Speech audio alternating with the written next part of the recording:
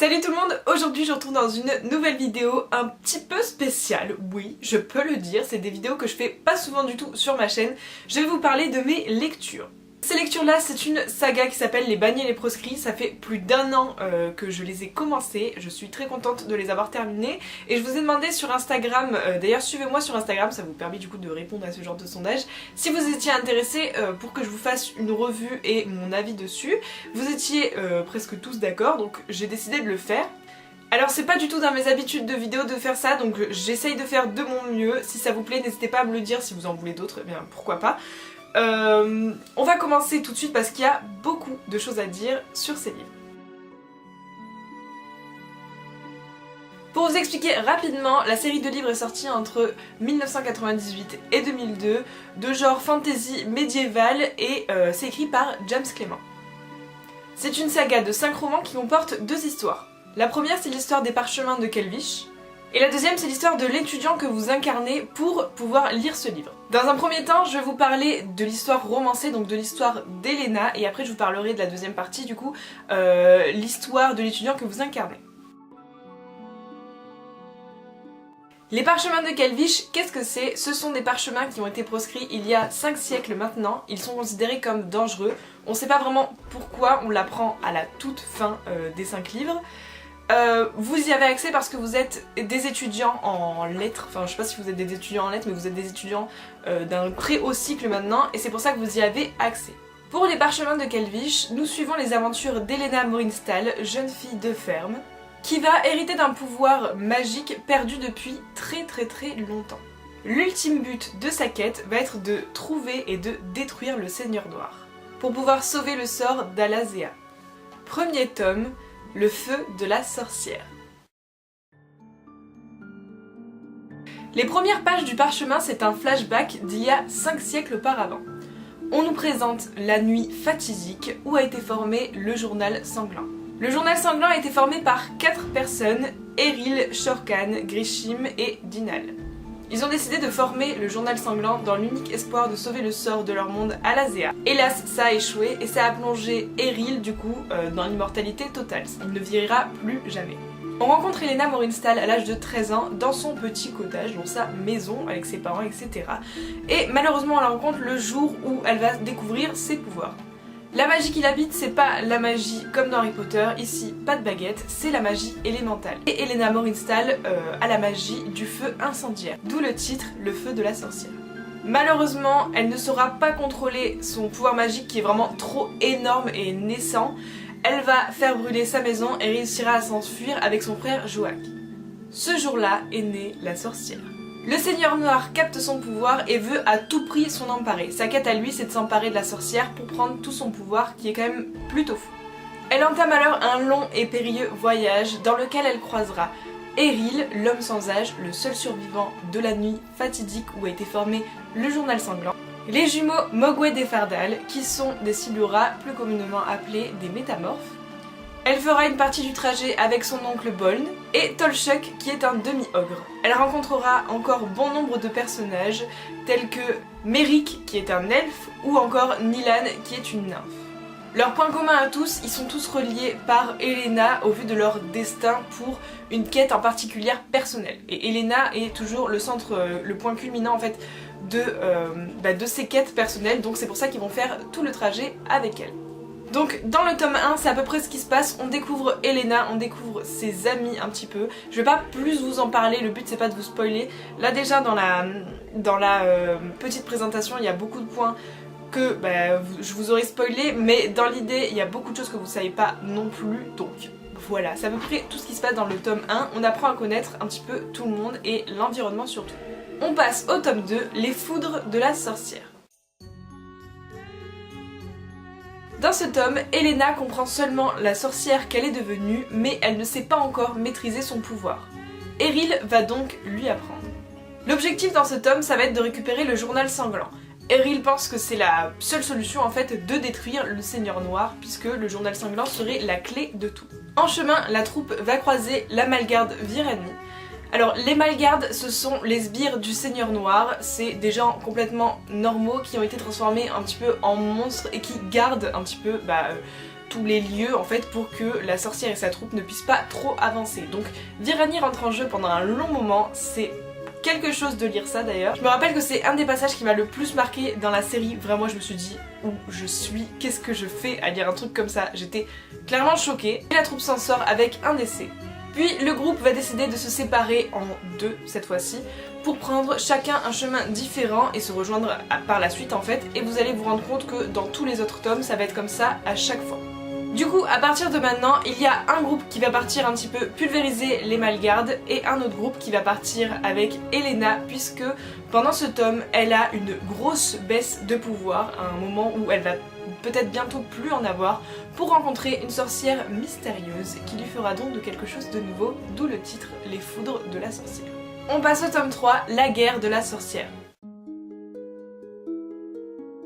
Dans ce tome, Elena grandit beaucoup. Tant mentalement que physiquement. Ce qui va la rapprocher un petit peu d'Eryl du coup. Elle passera plus pour la petite fille, enfin la gamine un petit peu dont il faut s'occuper, elle passera un petit peu plus pour quelqu'un de plus indépendante puisque de toute façon elle prend du pouvoir dans le sens où elle sait maintenant contrôler sa magie. Elena va donc monter une guerre avec l'aide de toute sa troupe. Le but ça va être toujours de récupérer le journal sanglant mais maintenant ils savent où aller à Valdoa. Elena va donc soulever une armée et pour ce faire, la troupe va avoir besoin de trouver plusieurs tribus. Ils vont en trouver des tribus telles que les Merailles qui sont des sirènes, telles que les Ifai ou encore plein d'autres. Franchement, la liste est aussi longue que mon bras, il y a beaucoup de tribus qui rentrent en jeu dans chaque livre, donc je ne saurais pas les citer un par un, mais tout ça pour dire que la sorcière va devoir dresser une armée entière pour conquérir Valloa et récupérer le journal sanglant. Ils parviendront à récupérer le journal sanglant, mais ce n'est pas fini, puisque le Seigneur Noir leur révèle l'existence des portails du Weir. Quatrième et avant-dernier tome, le portail de la sorcière. La troupe, qui est maintenant devenue une armée, va devoir trouver les stratégies nécessaires pour se disperser dans les 4 coins du monde d'Alazea et trouver les 4 portails du Weir. Les portails du Weir, c'est quoi? C'est les puits d'énergie du Seigneur Noir en fait. Donc pour le détruire, il faut d'abord détruire ces 4 portails. Le groupe va se séparer par plusieurs voies, la voie aérienne, la voie maritime et j'en passe encore plein d'autres parce que comme je vous dis, il y a énormément de tribus. Donc là, le groupe se dispatche vraiment et on va suivre les aventures de chacun. Vous l'aurez compris, dans ce tome, l'objectif c'est de détruire les portails du Weir pour pouvoir enfin en terminer avec le Seigneur Noir. Dernier tome, l'étoile de la sorcière. Pour ce tome, c'est le seul tome où je vous expliquerai pas le titre tout simplement parce que sinon ça vous spoilerait vraiment beaucoup trop. Donc là on est sur l'ultime combat de la sorcière et de sa troupe vs le Seigneur Noir. Donc on connaît enfin son identité, il faut savoir que sinon on ne l'a jamais vu. Donc il reste un portail à détruire, c'est une guerre sanglante et massacrante qui va se passer là, un petit peu comme dans le tome 3, mais en pire évidemment, puisque là on va vraiment aller à l'affront du Seigneur Noir et de tous les obstacles en fait qu'il a mis avant.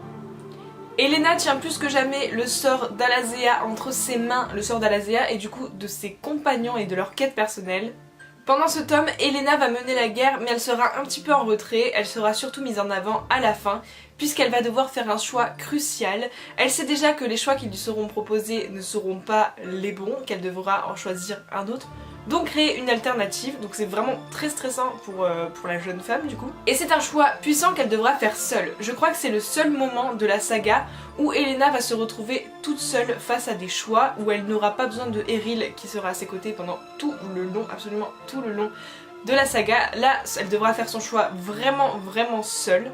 À l'heure où le Seigneur Noir est à vraiment 2 doigts de gagner, il n'a jamais été aussi proche de gagner, il reste seulement un tout petit espoir.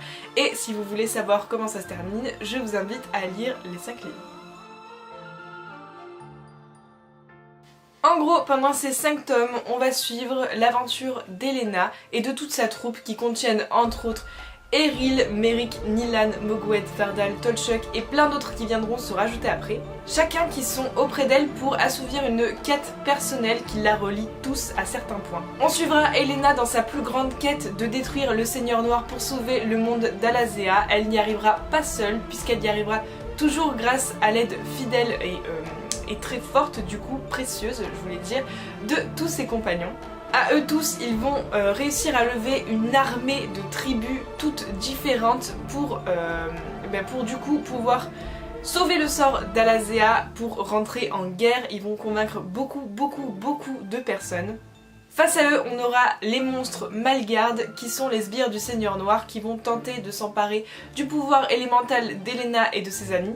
Le Seigneur Noir qui a, lui, pour unique but de s'approprier le monde d'Alazea et d'en faire quelque chose de mal, en déversant la corruption dans tout le monde. C'est un long chemin semé d'embûches, de trahisons, de corruption et de magie. Avant de vous donner mon avis plus précisément, je vais vous parler de l'histoire un petit peu secondaire, du coup l'histoire de l'étudiant qu'on incarne. L'histoire secondaire, elle prend une forme toute différente, enfin vraiment, c'est aux antipodes. Déjà, elle se passe pas vraiment à la même époque, elle se passe 5 siècles plus tard encore, donc voilà. Vous incarnez un étudiant qui avait l'accès à ces parchemins, vous savez qu'ils sont dangereux, vous comprenez pas vraiment pourquoi jusqu'à la toute fin, les toutes dernières lignes. Donc vous savez qu'ils sont dangereux parce qu'à chaque tome, on vous fait signer un parchemin, une attestation, qui atteste du coup que vous savez que vous n'avez pas le droit de le révéler. Donc je vous le montre très rapidement. Donc vous devez signer, mettre la date et mettre votre empreinte. C'est très pratique parce que vous savez en combien de temps vous avez lu le livre du coup. Donc je vous lis un extrait. Assignation de responsabilité pour le 5e parchemin. Bon là c'est le dernier mais c'est comme ça pour tous les autres. Cet exemplaire vous a été personnellement attribué, vous en êtes le seul responsable. En cas de perte, de détérioration, de destruction, vous ferez l'objet de sanctions sévères, telles que fixées dans nos lois locales. Toute transmission, copie ou lecture à voix haute en présence de non-initiés est strictement interdite. Par la présence, vous reconnaissez avoir été informé de vos obligations et dégagez l'université de toute responsabilité pour les dommages éventuels que la lecture du parchemin pourrait occasionner. À vous et à ceux qui vous entourent. Signature, date, il faut ensuite mettre l'empreinte d'un doigt différent. Voilà, et après il y a un avertissement pour dire que en gros si jamais vous êtes en possession de ces parchemins et que vous n'êtes pas étudiant, il faut le remettre aux autorités locales. Voilà, donc pour vous expliquer à quel point il fait en sorte de vous faire passer le message comme quoi c'est dangereux. Je trouve cette forme plutôt sympa parce que ça nous met vraiment dans l'histoire, je trouve que ça la rend plus réelle et je trouve que ce genre de petit outil c'est vraiment sympa pour vraiment rentrer dans l'histoire. Malheureusement c'est une histoire secondaire dont on a les clés qu'à la toute fin du livre. J'ai essayé de comprendre les 2-3 premiers tomes, qu'est-ce qui se passait, pourquoi ils étaient pas d'accord, je comprenais pas vraiment, déjà personne ne peut comprendre pourquoi ces parchemins sont proscrits avant d'avoir lu la fin. Ce qui est bien et pas bien, c'est cool pour récompenser ceux qui ont lu toute la saga, mais c'est moins cool parce que ça laisse un petit peu un flou pour ceux qui se sont arrêtés avant. Mais c'est vraiment le but en fait, c'est vraiment le but de l'auteur d'avoir fait ça, d'avoir laissé un petit peu le privilège de savoir à ceux qui ont tout lu. Effectivement, c'est fait exprès, car en agissant comme ça, l'auteur bannit les personnes qui n'ont pas terminé la lecture des parchemins et proscrit les personnes qui l'auront terminé, qui seront été jusqu'au bout. La conclusion est glaçante et la morale est forte et présente. Déjà pour introduire mon avis, je voulais vous expliquer dans quel esprit j'ai commencé cette saga.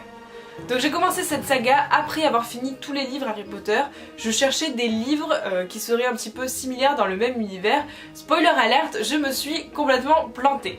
Donc j'avais jamais lu de livres de type fantasy médiéval ni fantasy tout court. Moi je croyais que le monde fantastique d'Harry Potter c'était déjà très poussé. Oulala, pas du tout. Donc au début, le premier livre que j'ai lu, j'ai été vraiment, je sais pas, j'étais pas convaincue tout le long que j'ai lu, donc je me suis dit que j'allais quand même le finir et je me suis dit tu le termines et si jamais ça termine sur un truc qui te donne envie de lire la suite, tu continues, sinon tu laisses tomber. J'ai suivi cette logique un petit peu pendant le cours de la lecture. J'ai vu certaines créatures où je me suis dit waouh, c'est vraiment poussé, est-ce que ça me plaît, est-ce que ça me plaît pas. Au début j'étais vraiment pas sûre et j'ai décidé de continuer. Aujourd'hui, un an plus tard, enfin plus d'un an plus tard, je regrette absolument pas mon choix. Même si ça a été un petit peu compliqué et indigeste à lire par moments, c'était quand même vachement cool. Enfin je suis très contente de l'avoir terminé parce que j'ai dénoué 2 mystères et ça c'est plutôt satisfaisant. Pour ce qui est de la forme du livre, j'ai dit que parfois ça pouvait paraître un petit peu long. Ça peut paraître un petit peu long dans le sens où, comme vous l'avez compris, la troupe se sépare plusieurs fois en plusieurs éclats et on va les suivre un par un. Ça peut paraître long dans le sens où parfois on a des aventures de certains personnages qu'on préfère suivre et d'autres moins. Et il faut quand même tout lire, et quand on tombe sur des personnages qui nous intéressent un peu moins, c'est là que ça peut paraître un peu long. Le truc cool, c'est qu'on est quand même très content de revoir les noms en première page des prochains chapitres de ceux qu'on aime bien suivre. Vous aurez peut-être pas tout compris, c'est ça, dans le sens où je vous ai spoilé, mais je peux pas tout vous dire parce que c'est vraiment des livres qui sont énormes et j'aurais vraiment du mal à tout vous expliquer. Déjà en les lisant, j'avais l'impression que je comprenais tout ce qui se passait sur le moment, mais j'avais vraiment du mal à certains moments à mettre bout à bout les morceaux de l'histoire parce que ça part vraiment dans tous les sens pour en revenir au même point. Pour vous expliquer vite fait, il y a les élémentaux, donc tels que Elena qui est la sorcière qui contient le feu incendiaire et le feu céleste. Il y a aussi Merrick qui est un elfe et qui va s'occuper du vent. Nilan qui est une nymphe et qui va vraiment avoir les éléments de la terre. Et Kral qui est un montagnard dont je ne vous ai pas du tout parlé mais c'est un de mes personnages favoris, qui lui est de la pierre. J'en loupe sûrement beaucoup mais c'est ceux qui me sont revenus du coup quand j'y réfléchis. Ensuite il y a certaines tribus telles que les Merailles qui sont les sirènes, les nains, les sanguinaires, les ogres, les zouls, les silura qui sont des métamorphes, les Ifai et les Dredeni. Donc tout ça, c'est les troupes, enfin il y en a encore plus, je le sais. Ce sont des troupes qui vont venir se rejoindre à la guerre. Chacun, ils ont des particularités, pas forcément des pouvoirs mais des particularités qui sont très intéressantes à exploiter. Ça m'a fait penser parfois à des tribus, des trucs que j'avais déjà vus dans des séries. Par exemple, il y a une tribu qui me fait vachement penser à des vikings et je pense que ça a été vraiment recherché là-dedans. Mais bref, vous allez faire la découverte de plein de tribus différentes et ça ajoute vraiment de la magie au récit. Pour ce qui est des Malgardes, les sbires du Seigneur Noir, les horribles monstres, on a en premier Rockingham dont vous allez faire la connaissance dans le premier tome. On a aussi les Skaltum qui sont des grandes créatures ailées qui craignent un petit peu la lumière. Virani qui est donc la personne qu'on va croiser au deuxième tome qui a été effrayante, vraiment moi c'est celle qui m'a le plus marqué. En gros c'est mère des araignées, je saurais pas trop vous expliquer, j'ai pas envie de rentrer dans les détails pour vous spoiler, mais elle est vraiment très marquante cette Virani. Donc voilà, j'espère que j'aurai un petit peu mis en place tout ce petit monde, je galère un petit peu. Je vais vous dire pour ceux qui ont du coup lu la saga, quels ont été mes personnages préférés et pourquoi. Mon top 3 des persos préférés, il y a Fardal qui est du coup le métamorphe qui est figé en loup. J'adore Fardal, il est très courageux, il me fait vraiment penser au Gryffondor, j'aime vraiment beaucoup Fardal. Il est très très badass comme personnage, je l'aime beaucoup. J'ai aussi adoré le personnage de Tolchuk et de sa quête du coup, qu'on va suivre du tout début du livre jusqu'à la toute fin. Il est vraiment très lié au final je trouve et j'adore ce personnage, c'est un ogre mais c'est pas spécialement un bourrin, il a ses racines d'ogre mais il y a d'autres choses qui font que j'ai vraiment adoré ce personnage. Et pour finir il y a le personnage de Kral qui est un montagnard dont je ne vous ai pas vraiment parlé. Il est là aussi dans le début et il va s'effacer petit à petit. J'aime beaucoup ce personnage parce que c'est un montagnard. Il a le pouvoir de savoir si les gens mentent ou pas quand il parle du coup. C'est un personnage bourru que j'ai vraiment apprécié. Je saurais pas trop expliquer pourquoi, mais ces trois personnages sont dans mon top 3. Évidemment j'ai adoré Elena et Eryl, mais pas autant que ceux-là. Même si c'est des personnages un petit peu secondaires, je les ai beaucoup aimés. Si vous avez lu ces livres, n'hésitez pas à me dire en commentaire qu'est-ce que vous avez aimé et pas aimé, les personnages aussi, si vous avez compris ou non l'histoire secondaire. Je crois que c'est à peu près tout ce que j'avais à vous raconter sur cette saga. J'espère que vous m'aurez plus ou moins compris quand même, j'ai mis beaucoup de temps à la préparer. Ça fait peut-être bientôt 1 heure que je filme et voilà, je suis très contente de vous faire découvrir cette saga de livres et du coup j'ai très hâte quand même de lire d'autres choses parce que ça fait plus d'1 an que je suis dessus. Mais vraiment c'est sans regret que je me dis que j'ai continué à la lire malgré le fait qu'à premier abord c'était pas spécialement mon truc. J'ai après aimé les romans de fantasy que je connaissais absolument pas, je pensais vraiment que j'allais détester. Et au final, j'ai quand même apprécié terminer donc, cette saga, je suis très contente de l'avoir fait. Si je vous ai donné envie de les lire, n'hésitez pas à me le dire en commentaire. Voilà, n'hésitez pas à vous abonner si c'est pas encore fait, si vous voulez plus de revues. Je sais pas si j'ai géré là-dedans parce que c'est vraiment pas mon univers, mais si vous voulez que je vous parle d'autres livres, et ben n'hésitez pas à me le dire en commentaire. À vous abonner si c'est pas encore fait, à laisser un like. Moi je vous fais plein de gros bisous et je vous dis du coup à vendredi prochain dans une prochaine vidéo. Bye.